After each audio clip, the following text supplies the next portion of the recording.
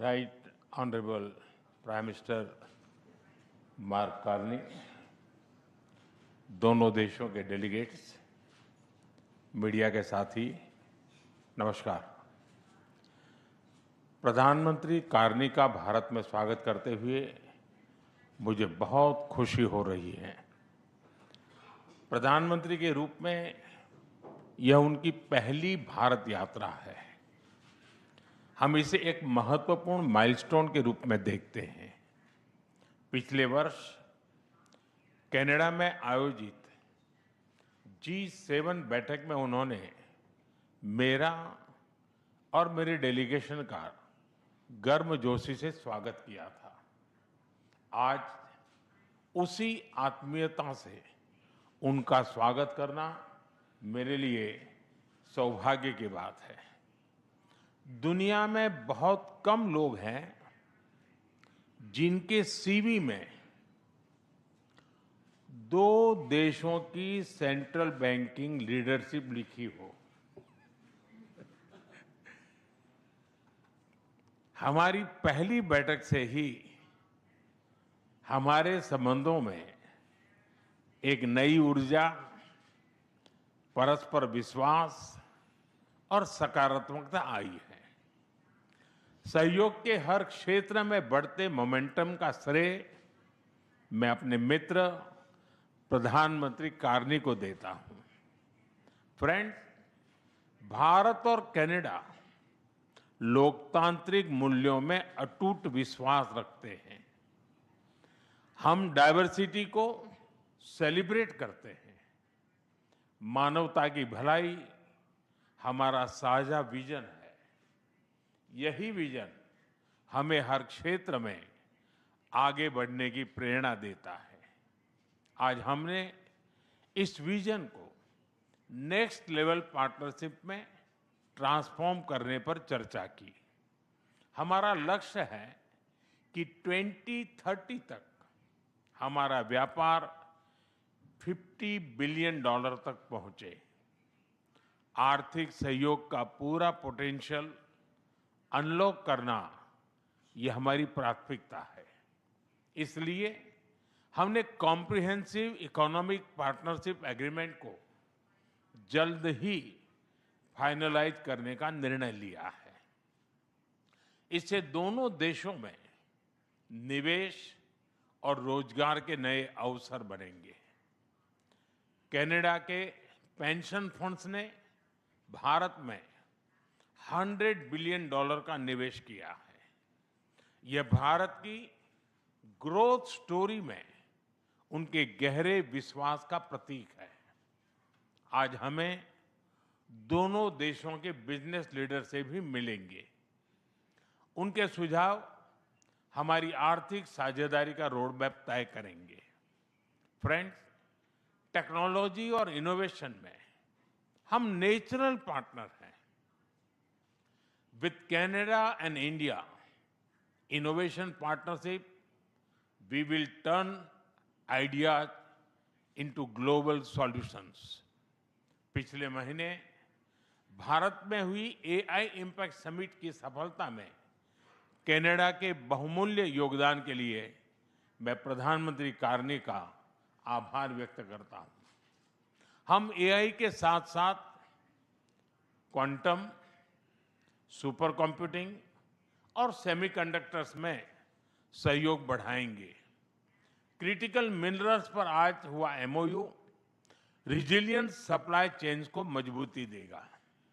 Space sector में हम दोनों देशों के स्टार्टअप्स और इंडस्ट्रीज को जोड़ेंगे। फ्रेंड्स, प्रधानमंत्री कार्नी के लिए एनवायरनमेंट कोई अलग एजेंडा नहीं, बल्कि इकोनॉमिक स्टेबिलिटी का हिस्सा रहा है। ऊर्जा के क्षेत्र में हम नेक्स्ट जनरेशन पार्टनरशिप बना रहे हैं, जिसमें हाइड्रोकार्बन के साथ साथ रिन्यूएबल एनर्जी, ग्रीन हाइड्रोजन और एनर्जी स्टोरेज पर विशेष बल दिया जाएगा। हमें खुशी है कि कनाडा ने इंटरनेशनल सोलर अलायंस और ग्लोबल बायोफ्यूल अलायंस से जुड़ने का निर्णय लिया है। हमारे साझा प्रयासों को आगे बढ़ाने के लिए हम इस वर्ष India Canada renewable energy and storage summit आयोजित करेंगे। सिविल न्यूक्लियर एनर्जी में हमने लॉन्ग टर्म यूरेनियम सप्लाई की लैंडमार्क डील की है। हम स्मॉल मॉड्यूलर रिएक्टर्स और एडवांस रिएक्टर्स पर भी मिलकर काम करेंगे। कृषि में वैल्यू एडिशन, एग्री टेक्नोलॉजी और खाद्य सुरक्षा हमारी साझा प्राथमिकताएं हैं। इस दिशा में भारत में India Canada pulse protein centre of excellence स्थापित किया जाएगा। फ्रेंड्स, रक्षा और सुरक्षा के क्षेत्र में बढ़ता सहयोग हमारे गहरे आपसी विश्वास और संबंधों की मैच्योरिटी का प्रतीक है। हम defence industries, maritime domain awareness और मिलिट्री एक्सचेंजेस बढ़ाने पर काम करेंगे। इसी उद्देश्य से आज हमने इंडिया कनाडा डिफेंस डायलॉग की स्थापना करने का निर्णय लिया है। Friends, people to people ties हमारे संबंधों की असली ताकत है। आज हमने इन्हें और मजबूत करने के लिए कई महत्वपूर्ण निर्णय लिए हैं। एआई, हेल्थ केयर, एग्रीकल्चर और इनोवेशन में आज कई यूनिवर्सिटीज के बीच नई पार्टनरशिप की घोषणा हो रही है। हम कनाडा की यूनिवर्सिटी द्वारा भारत में कैंपस खोलने पर भी सहमत हुए। इंडिजिनस और ट्राइबल कम्युनिटीज हमारी साझा सांस्कृतिक विरासत का महत्वपूर्ण हिस्सा है। सांस्कृतिक आदान प्रदान बढ़ाने के लिए दोनों पक्षों के बीच आज एमओयू किया गया है। फ्रेंड्स, भारत के लिए कनाडा इंडो पैसिफिक में महत्वपूर्ण साझेदार है।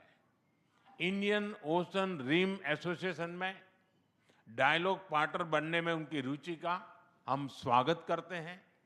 इससे हमारे मैरीटाइम सहयोग को नई गहराई मिलेगी। हम सहमत हैं कि टेररिज्म, एक्सट्रीमिज्म और रेडिकलाइजेशन दोनों देशों के लिए ही नहीं, पूरी मानवता के लिए साझा और गंभीर चुनौतियां हैं। इनके विरुद्ध हमारा करीबी सहयोग वैश्विक शांति और स्थिरता के लिए अत्यंत महत्वपूर्ण है। विश्व में चल रहे अनेक तनावों को लेकर भारत की सोच स्पष्ट ही है। हमने सदैव शांति और स्थिरता बनाए रखने का आह्वान किया है और जब दो लोकतंत्र साथ खड़े होते हैं तो शांति की आवाज और भी सशक्त हो जाती है।